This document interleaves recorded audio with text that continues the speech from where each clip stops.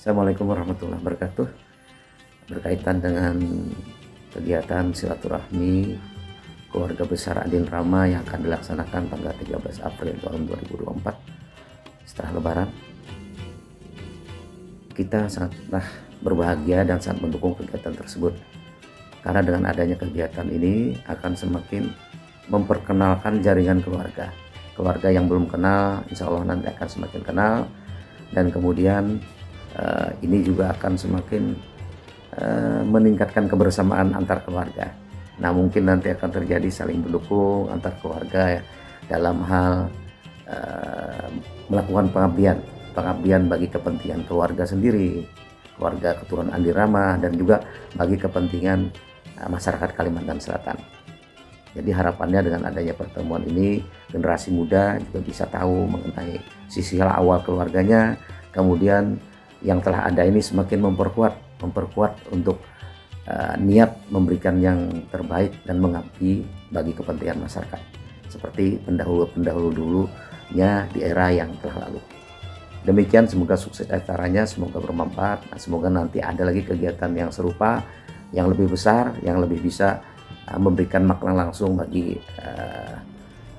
kemanfaatan di daerah Kalimantan Selatan. Wabillahi taufik, wassalamualaikum warahmatullahi wabarakatuh. Misalkan saya terlibat di bidang itu, mungkin itulah doa-doa mereka untuk saya. Nah, jadi kita melihat bahwa memang semula tujuan kita, banyak keturunan Andin Rama ini tetap mempunyai mempunyai privilege dalam jabatan-jabatan tertentu. Karena begini Bang, setelah kerajaan Daha itu kalah dalam peperangan, meskipun tidak kalah dalam pertempuran, saya yakin bahkan Rama Sugian sendiri ini salah satu tokoh yang tentunya tuturnya beliau itu termasuk yang bisa kita percaya dalam bentuk nanti tulisan yang akan kita buat nantinya untuk. nah jadi kemudian sepanjang kita berpendidikan, kita sambil mengumpulkan informasi, bertanya, kemudian dengar juga tutur orang tua, datuk kita segala macam, dan kan kita himpun sama-sama semuanya untuk kedepannya buat anak cucu kita yang lebih baik, karena kita dengan menghimpun itu ada potensi-potensi dari setiap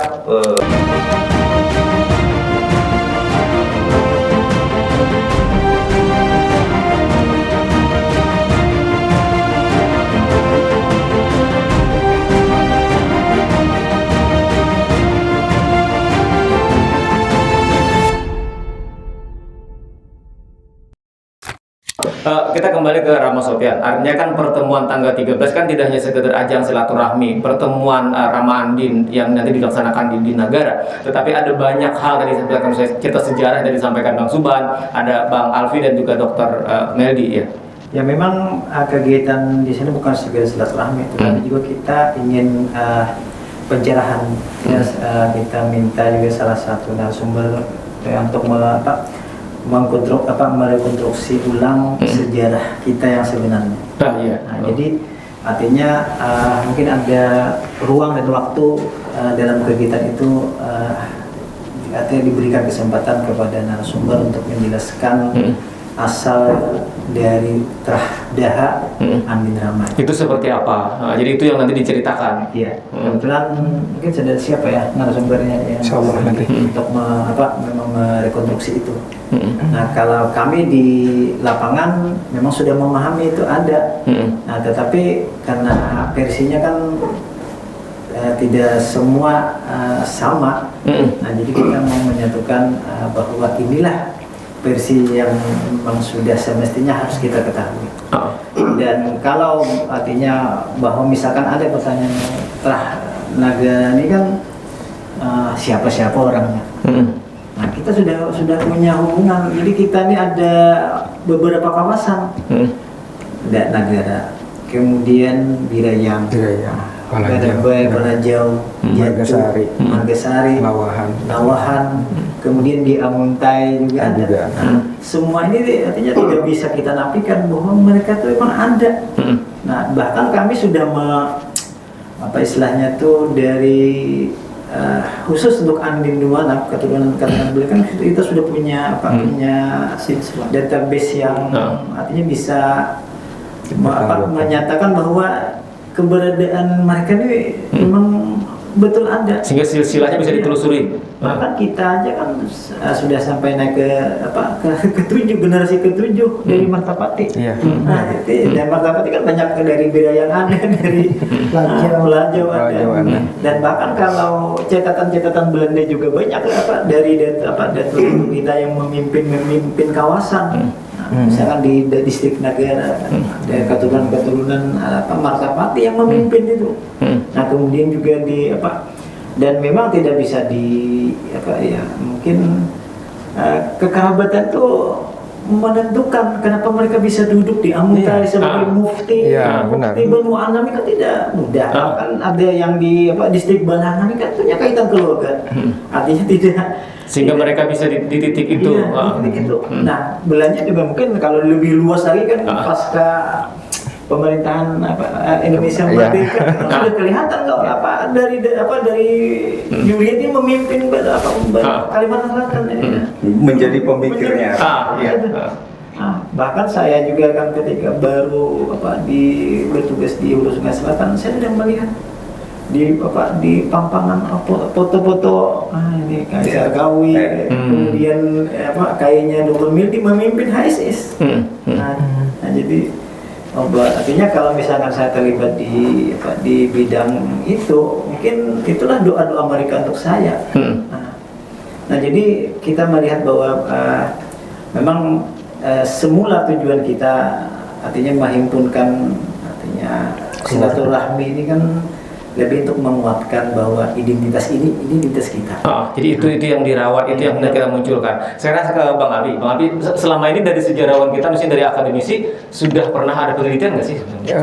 Ya, saya pernah menemukan satu-satunya yang buku yang membahas tentang Andin Rama ini ada mungkin cetakan tahun 80-an, saya lupa ya, penerbit dari Kementerian Kebudayaan mungkin.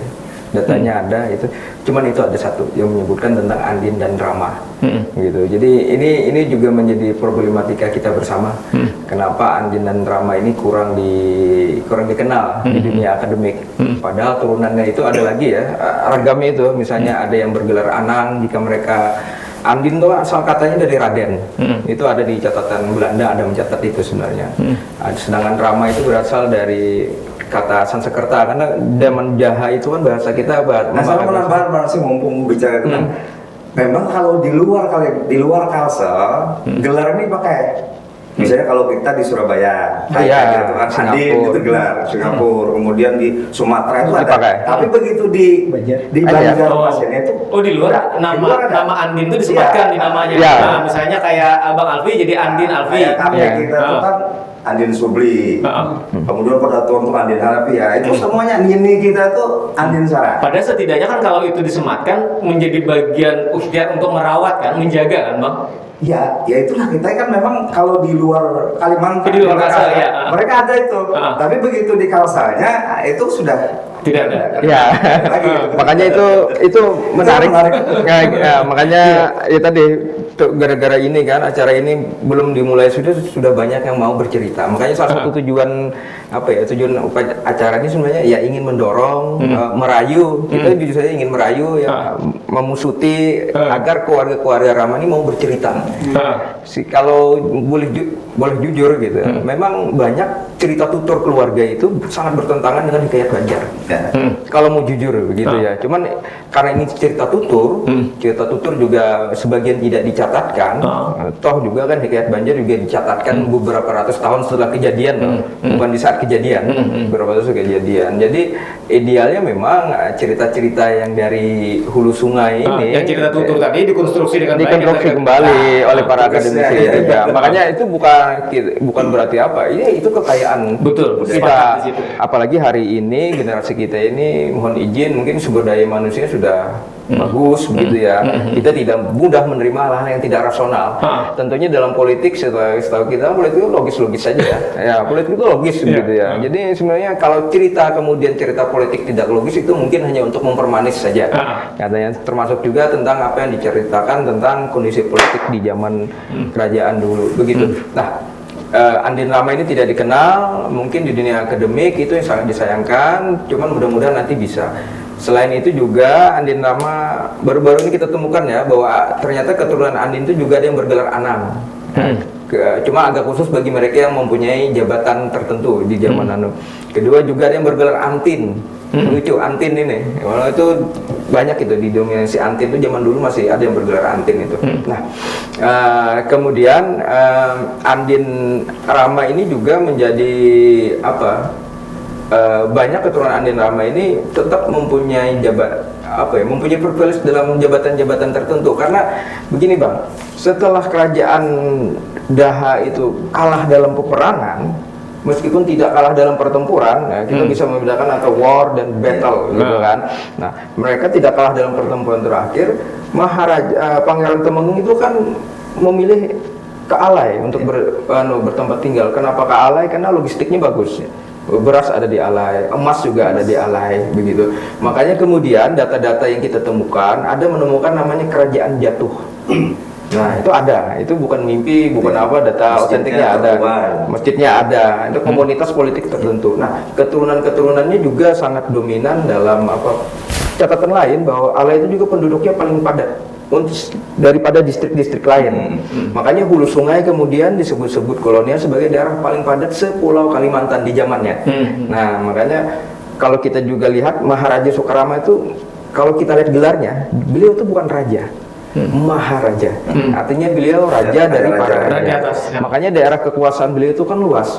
Kalau mau jujur, di zaman Maharaja Soekarama itu mungkin daerah yang paling kerajaan yang paling luas wilayahnya se-Nusantara di zaman itu, karena dari pengaruhnya ya, dari Sambas sampai Kalimantan Utara, bandingkan dengan Jawa yang sekecil itu, mungkin Sumatera. Jadi pernah menjadi, makanya beliau disebut dengan Maharaja Soekarama. Nah, keturunannya itu juga setelah banyak menduduki jabatan seperti Temenggung, ya, Demang, Pembakal, karena sistemnya feodal. Jadi paling nyaman memahami Andin Rama ini dengan cara pandang politik, kekuasaan dan feodalisme sesuai zamannya. Gitu. Oke, Sistem monarki lah ya. Ya, sekarang kita ke Dr. Nedi lagi, ke Bang Nedi. Bang, tadi kan kita bicara panjang lebar soal ada kegiatan, soal tadi sejarah dan segala macam yang disampaikan Bang Subhan dan juga Bang Alfi. Bagaimana kemudian yayasan ke depan? Tadi ini kan cerita tutur dari mulut ke mulut, kemudian bagaimana ini dikonstruksi sehingga kemudian sekali lagi kalau hari ini kita tidak punya banyak referensi, catatan, buku, sejarah soal Andin Rama, bagaimana kemudian yayasan menyikapi itu agar sekali lagi ini sekali bukan soal identitas, bukan soal apa kelompok dan segala macam, ini kan soal bagaimana kita merawat sejarah yang itu tidak boleh hilang. Bang, balik. Baik, saya melihat bahwa tanggal 13 April ini adalah pertaruhan kita, ya, pertaruhan bagaimana ke depannya dari sejarah dari Rama Andin ini. Artinya kita lihat nanti pada tanggal 13 April bagaimana antusiasme dan bagaimana keinginan dari kawan-kawan ya, saudara-saudara dan sanak-sanak kita yang ada di seluruh Nusantara yang akan menghadiri kegiatan ini. Saya sudah bercita-cita ya bahwa kita juga nanti akan membuat suatu hikayat. Jadi ibaratnya tadi seperti disampaikan oleh Andin Alfi dan Bang Sarif Subhan tadi, biarkanlah ada satu dimensi lagi, ada satu dimensi yang kita membahasnya itu dari sudut pandang yang lain. Misalnya, kalau tadi di Hikayat Banjar dia bercerita, ya, mulai dari bagaimana Pangeran Samudra itu ke ke Banjarmasin, kemudian bagaimana beliau diangkat menjadi raja dan sebagainya. Kemudian terjadilah peperangan, ya, dikatakan peperangan. Maka akan ada lagi satu tulisan dari situ yang akan bercerita bagaimana Maharaja Soekarama setelah terjadinya peperangan tersebut, ya, bagaimana perpindahan ke Alai. Kenapa Alai yang ditunjuk? Ya tadi ada ya Alai itu ini. Bahkan sudah tercatat itu di buku Belanda ya, dengan kerajaan jatuh ada, kemudian dia dengan dengan emasnya dan sebagainya itu ada. Itu bisa menjadi pertimbangan kenapa pindah ke sana. Itu belum ada lagi diceritakan sampai akhirnya nanti kita akan bercerita dalam buku itu turunannya dari maharaja tersebut dari masing-masing keluarganya tersebut. Itu adalah suatu cita-cita saya. Tapi saya sampaikan bahwa tanggal 13 inilah, nanti tanggal 13 April lah ini nanti yang menjadi semacam ya semacam saya lihat bagaimana ini bisa kita lanjutkan atau tidak. Nah, kalau seandainya memang antusiasme dari kawan-kawan dan sanak saudara sangat tinggi, saya yakin bahwa inilah tolak awal cikal bakal berkembangnya Rama Andin yang ada di Kalimantan Selatan. Itu cita-cita saya. Para tokoh atau mereka yang kemudian mengetahui cerita sejarah tadi hari ini masih ada, Dok? Iya, tentunya seperti yang disampaikan tadi ya, bahwa Hikayat Banjar sendiri itu tercatat setelah beberapa ratus tahun kejadian di sana. Betul. Kalau nanti kita mau minta info A1 misalnya, ya dari pelaku sejarah ya tentu sudah tidak ada lagi. Tapi yang mengetahui, saya yakin bahkan Rama Supian sendiri betul. ini salah satu tokoh yang tentunya tuturnya beliau itu termasuk yang bisa kita percaya dalam bentuk nanti tulisan yang akan kita buat nantinya untuk kita rekonstruksi ulang nantinya bagaimana Maharaja Soekarama itu di alay dan akhirnya melahirkan banyak sekali turunan sampai sekarang ini. Andin Alfi menurut saya sudah sangat walaupun mungkin bukan ini ya, bukan sarjana dari sejarah, tetapi penelitian dia menurut saya itu sudah sangat bisa kita percaya.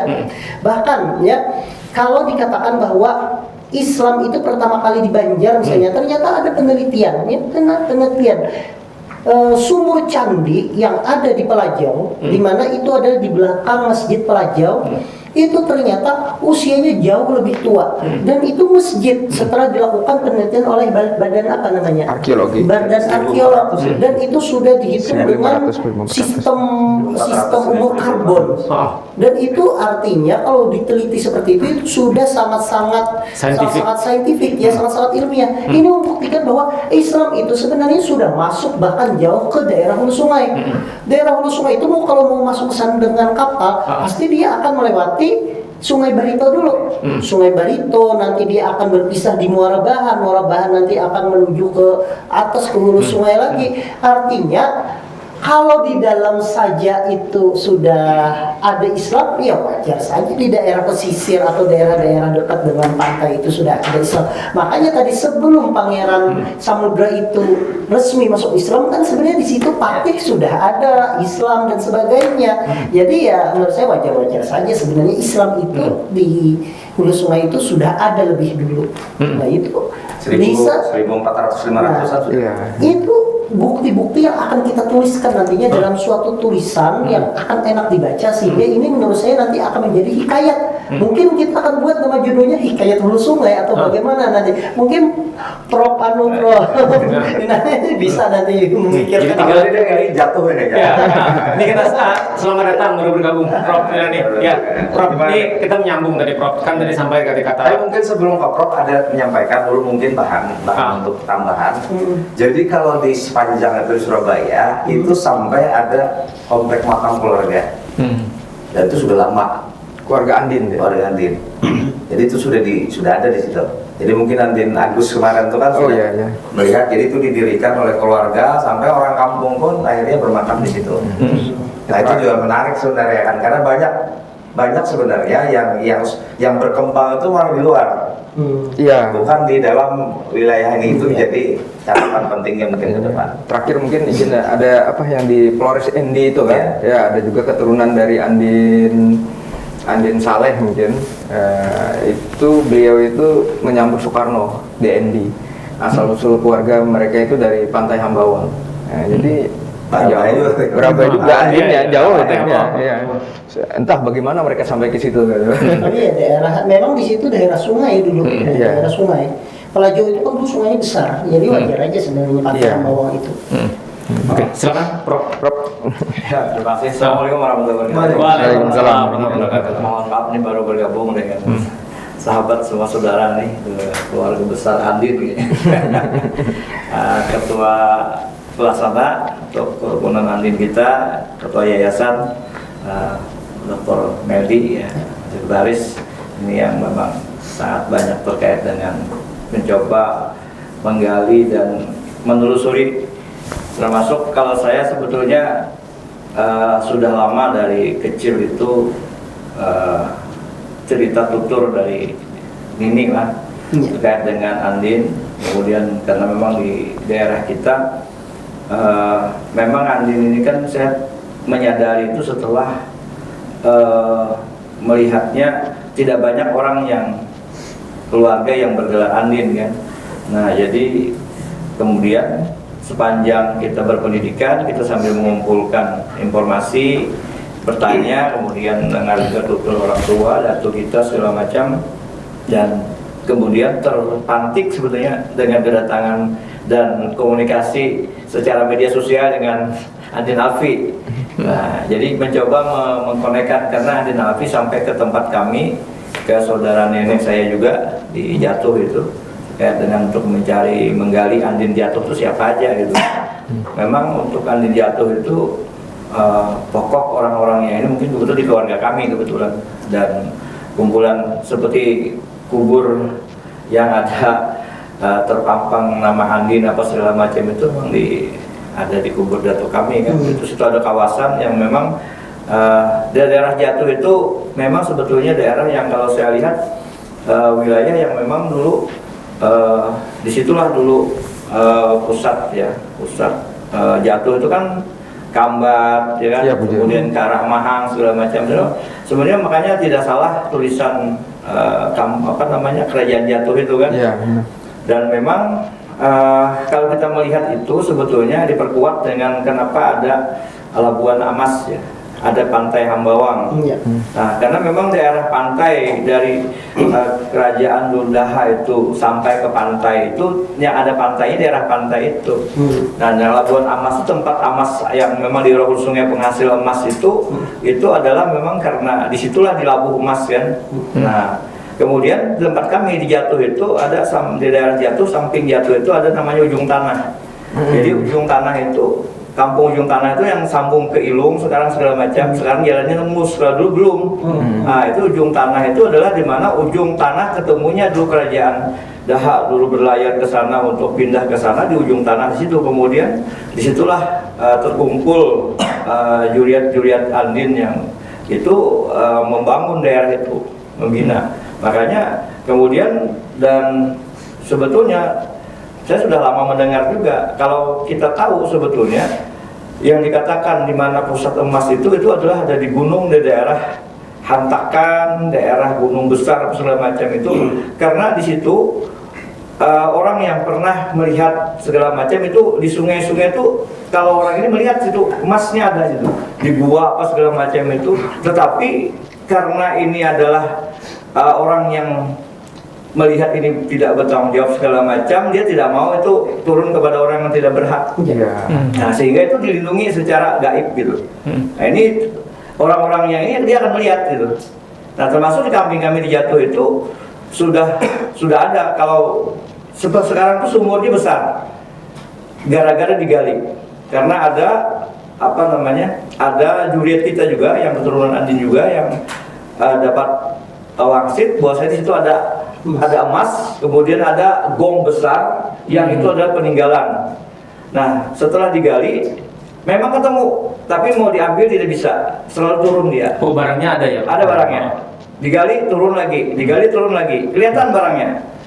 Nah, akhirnya menjadi sumur yang besar.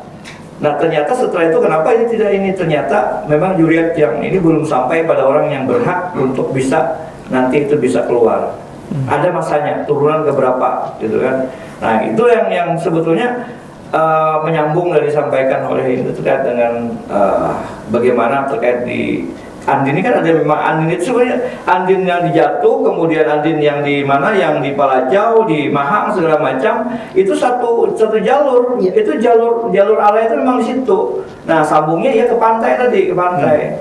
Nah, oleh itu memang sebetulnya tapi yang selama ini mungkin karena kebanyakan dirahasiakan, makanya tutur ini juga orang tidak tahu yang Andin ini, kira itu Andin itu kalau tempat kita untuk menandakan ya seperti yang mungkin ada beberapa sudah kita sampaikan ya, karena dulu yang laki-laki itu, yang anak-anak yang belum balik itu dikasih andin di belakangnya, rambutnya harus panjang. Kenapa? Yang dikuncir kata Ya, dikuncir istilahnya. Tapi kuncirnya itu beda, seperti kuncir yang orang seperti ini, ada caranya untuk yang ini. Rambut bentuk kuncirnya itu ada tersendiri gitu kan. Nah itu untuk menandakan bahwasanya si anak ini adalah orang keturunan bangsawan, keturunan jangan menghardik. Nah, jangan sampai masyarakat umum itu salah melihat anak ini sehingga anak ini dihardik, kemudian dibully atau apa, sehingga dia tersia-sia istilahnya kan. Jadi itu jadi identitas ya. Identitas itu. Nah, karena untuk laki-laki, kalau yang perempuan tidak diberi tanda itu karena perempuan kan memang dijaga sama keluarga, tapi kalau anak kan bermain segala macam. Nah, karena begini, sudah dikatakan bahwasanya apa yang keluar dari juriat angin atau orang keturunan raja bangsawan itu adalah sesuatu yang pahit gitu kan, sesuatu yang apabila dia mengucapkan sesuatu itu berbahaya bagi orang lain. Nah sehingga kalau dia dibully segala macam, nah ini kan kemudian juga itu menjadi kualat istilahnya. Nah itulah untuk menjaga juga salah satu dari bagaimana datu-datu kita menjaga itu, karena memang kita ini adalah memang yang selama ini dirahasiakan. Ya, banyak faktor masalahnya, faktor keluarga, perseteruan antar bangsawan, kemudian kita juga adalah yang biasa di depan dalam membangun perjuangan terhadap Belanda gitu. Karena di Kampung Jatuh itu makanya ada Kampung Kambat namanya. Itu Kambat itu bahasa Inggris combat namanya. Itu perang.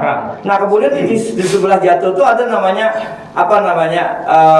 pematang keunduran. Disitulah Belanda mundur. Di situ di daerah sana kapten Belanda atau officer Belanda yang jatuh dan meninggal gitu kan. Perjuangan itu orang masyarakat Jatuh, orang Andin dengan kemudian bergabung dengan yang terkait dengan Islam tadi, bergabung dengan ada juriat dari Arab langsung itu kan yang datang ke sana. Nah itu Habib, kebetulan juga Andin di sana kawin dengan Habib itu. Datu saya itu kebetulan keturunan yang laki itu ada keturunan Andin, yang perempuan itu adalah keturunan dari Habib itu yang bermakam di Masjid Jatuh.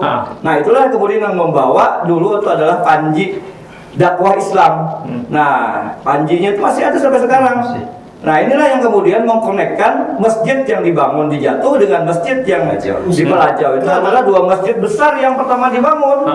Dan nama Masjid Keramat itu juga karena perjuangan. Jadi banyak Belanda pada saat itu di daerah situ banyak muntah darah ya. Mungkin yang namanya zaman dulu kan dan sebagainya, waktu melewati masuk ke Masjid Keramat muntah darah, ini diberi nama Masjid Keramat. Waktu itu juga panglimanya juga di sana kan yang melawan Belanda juga kita menyebutnya dalam Arya Tanuwani, Datuk Limpai Susu. Itu juga orang-orang yang terdepan ke melawan Belanda, itu sejaman dengan perkembangan Islam waktu itu ada di Pelajau. Nah, Arya Tanuwani itu kebanyakan orang nggak tahu bahwasanya itu yang ada di Desa Kalaka. Iya, Desa Kalaka itu ngarahin Jatuh Berabai. Jadi pindah-pindah. Itu sekarang. Nah, saya merasakan ini. Saya bicarakan, saya dulu memang pernah ke sana dan di situ adalah beliau itu yang kemudian yang waktu Belanda datang, beliau itu yang badannya besar. Di Pematang itu jadi waktu itu antara ada rumpun bambu satu jalan sebelah dengan sebelah dia raup, kemudian dia di situ dia bangun sebuah ayunan, dia tunggu di situ sambil berayun-ayun menunggu Belanda datang. Belanda hanya mundur, tidak berani gitu. Nah itu pada saat itu karena dengan kesaktian beliau kan. Nah satu sisi itu, kemudian yang kalau di Jatuh itu juga selain memang ulama itu ada namanya pejuang berarti Ba'amal, dan itu juga adalah Pangeran Jakalilana di sana. Jakalilana. Nah itu bukannya connect dengan yang di Mahang juga ada seperti Yudhakasa, kemudian apa segala macam itu kan. Sebetulnya itu adalah satu jaringan keluarga yang terkait banyak catatan yang berserak. Banyak catatan. Makanya kita ini adalah puzzle-puzzlenya gitu. Ada yang di mana di negara sendiri yang tinggal, kemudian ada yang di Pelajau, kami di Jatuh segala macam. Dan memang ada yang tapi ini adalah terkait dengan adanya orang yang secara ini meneropong belakang. Itu memang ada berapa ini yang ada yang waktu perpisahan dia mau meninggalkan kawasan itu, ada yang bertahan, ada yang kemudian yang pergi ke hulu, ada yang ke barat, ke timur, kemana gitu kan. Bahkan ada yang ke luar negeri itu, bakal Sumatera gitu kan. Memang itu ada strategi dulu yang memang diterapkan keluarga seperti itu, karena untuk supaya jangan terfokus sehingga ini mudah untuk dihancurkan atau dibenamkan lalu menyebarlah supaya ini masih terjaga. Dan mungkin tambahan satu Bang Rasidi, saya mengamati mereka ini kan punya ciri sebenarnya kawin itu kecenderungan kawin antar keluarga. Nah itu menarik tuh dikaji. Jadi nanti keluarga ini wajib dalam setelah misalnya seperti ini, ada keluarga yang misalnya dia menonjol maju seorang, nah itu setengah diwajibkan harus kawin nanti dengan keluarga yang punya hubungan. Nah itu mungkin satu sesi nanti di sesi berikutnya. Ini menarik, nanti kita akan bahas di sesi berikutnya. Nanti kita setelah seri supaya bisa semakin banyak ditambah ini yang puzzle ya harus disusun satu-satu sehingga nanti punya. Dan setelah ini kita bisa di sisi kedua nanti Bang. Oke, baik. Mungkin saya mau mengenalkan tuh saudara dari dari turunan Sarkawi juga. Cucu Gubernur Kalimantan Selatan. Nah, ini menarik nih. Gubernur Sarkawi, kemudian Said, kemudian Rudi Arifin, ya itu semuanya adalah turunan dari Hulu Sungai dan memang dia satu garis di Sukarama. Ini belum kita bahas itu. Nah, itu nanti kita akan bahas di sesi berikutnya Bang Meldi. Terima kasih. Jadi sudah hadir. Mungkin Anda sampaikan dulu sedikit Bang. Assalamualaikum warahmatullahi wabarakatuh. Waalaikumsalam. Alhamdulillah. Momen ini memang terkait dengan tanggal 13 April gitu. Kita sangat support ya dari keluarga besar Yuda Negara. Saya sendiri dari serpihannya, istilahnya dari keluarga Sarkawi. Kita sudah konsolidasi, kita akan support habis-habisan untuk ini karena ini kita memutiki hal-hal yang selama ini tercerai-berai. Dan kita tidak mengharapkan ada istilahnya kelembagaan yang seperti di Kesultanan, ya. Jadi kita hanya identitas kita pulihkan kembali. Ya. Jadi karena kalau kita melembagakan itu akan terjadi suatu friksi nantinya. Harapan kita kumpulkan, kita himpun sama-sama semuanya untuk kedepannya buat anak cucu kita yang lebih baik. Karena kita dengan menghimpun itu ada potensi-potensi dari setiap turunan-turunan itu yang akan kita gerakkan ke depannya lebih baik. Sehingga pertemuan tanggal 13 itu menjadi momentum yang penting. Oke, baik, terima kasih juga Prof. Terima kasih Bang Alfi. Sedikit menambahkan dari yang Sam-Sam ini, sebetulnya saya juga melihat dari ide kelas pembuatan yayasan, kemudian dengan adanya juga pertemuan sepakati tanggal 12 April itu, dan perkembangan dari diskusi kita baik di media sosial segala macam, dan kemudian juga diskusi beberapa sesi. Saya sebenarnya juga berharap pertemuan di 13 April itu nantinya betul-betul kita menyatukan secara juriat batin kita ini, jangan ada karena begini. Orang lain kenapa selama ini juga apa dengan ini, karena kekompakan kita kadang-kadang kurang. Nah, kekompakan kita ini kurang. Jadi sekarang ini dibangunlah yang kata Bang kita tadi, supaya kebersamaan ini kita jangan memunculkan friksi-friksi yang ini. Yang penting ini yang dari di Daha, ini yang kita di Barabai gitu kan, yang di daerah Hargasari, kemudian Lawahan. kita tidak bisa Hargasari juga. Memang sudah disebutkan juga memang kawasan yang daerah Andin ini ada daerah kemudian daerah Hargamasari sampai ke Danau Salak segala macam. Karena saya pernah juga ketemu dengan orang tua yang daerah Cintapuri atau segala macam, di daerah yang ada kubur apa di sana, dia adalah keturunan Andin juga, nggak salah Pak Andin Rusli atau siapa nama beliau. Bisa dicari sebenarnya dekat dengan ada makam di sana gitu kan. Itu menandakan ada beberapa orang juga yang ada di kawasan Cintapuri itu dari Pengarun ya. Nah, jadi saya kira di sini kita munculkan dulu semua untuk bisa menyatukan ininya. Artinya ini kita semuanya agar supaya mungkin di sinilah kita ingin menyatukan SDM kita. Ada yang bergerak di bidang apa, nantinya sama-sama untuk bisa membangun Banua. Dan yang penting itu yang saya rasakan adalah kita menjaga marwah Banua kita. Itu yang paling penting.